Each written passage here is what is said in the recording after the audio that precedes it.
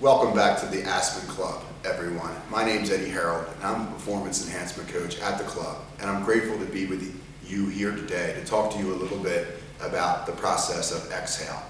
Exhale is half of the breathing process, and exhale is one of the most undervalued tools in regard to releasing tension in the chest and the belly, tension in the mind, and our ability to relax, where in the past we might have been tense, or we might have been aggressive or defensive, or it just didn't seem really a smooth effort on your part.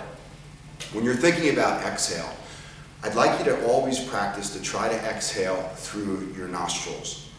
When we exhale through the mouth, it's a wonderful cooling exhale, but the breath comes out so fast, there isn't a complete exchange of air taking place in the lungs.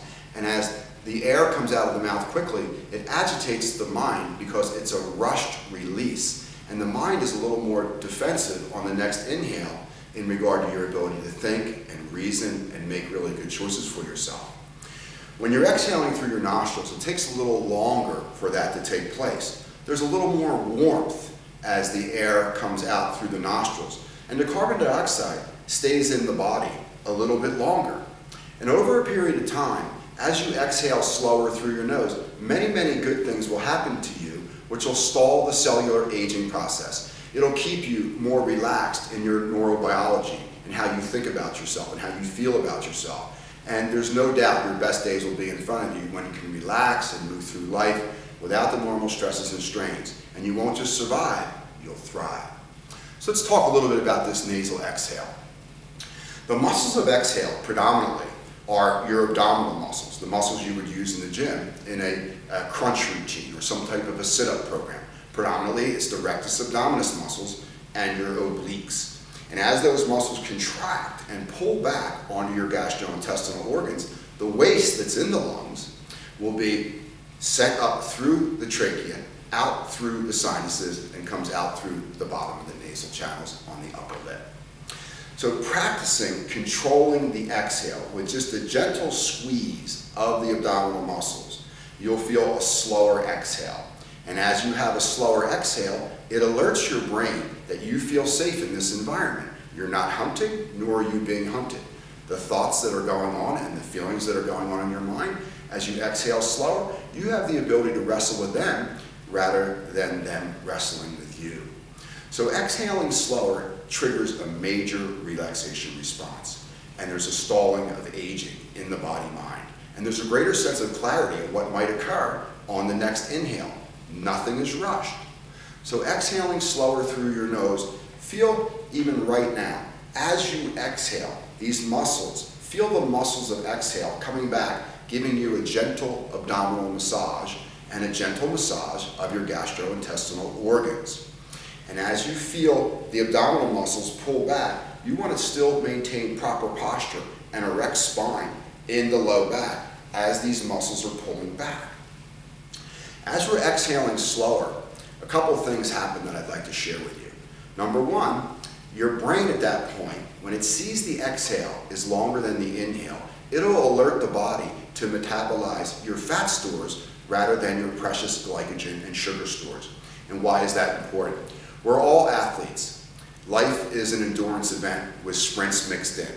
Now, when you're exhaling longer through your nose than your inhale, the brain would obviously think, predominantly your hypothalamus, which is a part of the brain that evaluates whether you're safe or not, and your hippocampus above that, which is basically your limbic system, your emotional content, your fat stores.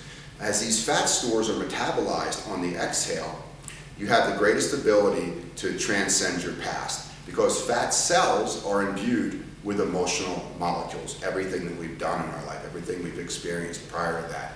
And when we're in transformational programming, when we're trying to find personal growth, you don't want to burn your precious glycogen and sugar and drain your immune system with a high heart rate. You'd like to have the lowest heart rate as possible as you're incinerating inflammation that's stored in our fat metabolism.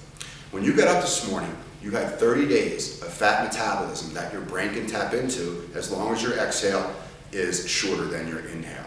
You have 30 to 60 minutes of glycogen and sugar stores. And if you're breathing incorrectly or rapidly, or if you're breathing through your mouth, this will trigger a fear in the hypothalamus and the hippocampus. and you'll just burn sugar as the brain thinks you're not safe in this environment and you need to either escape or attack.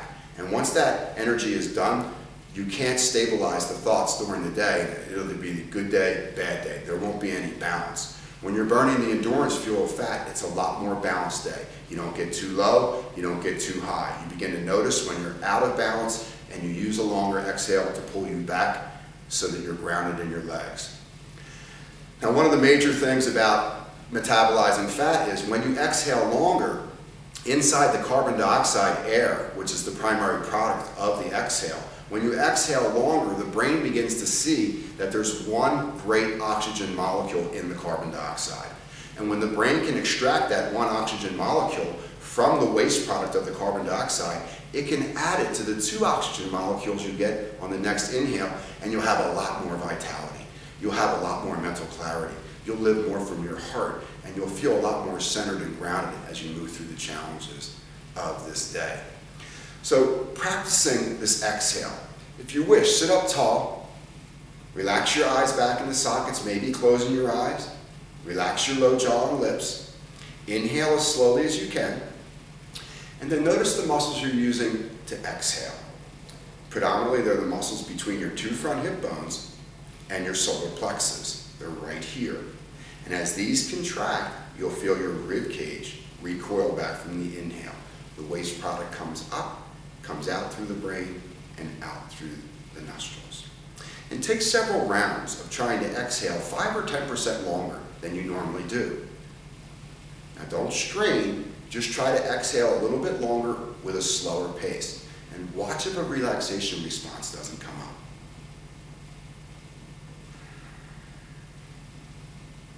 If you get short of breath, that's fine. Just take a couple resting breaths and then practice again. Remember, you're learning a new technique, but the brain already remembers this from back when we were little boys and girls and children.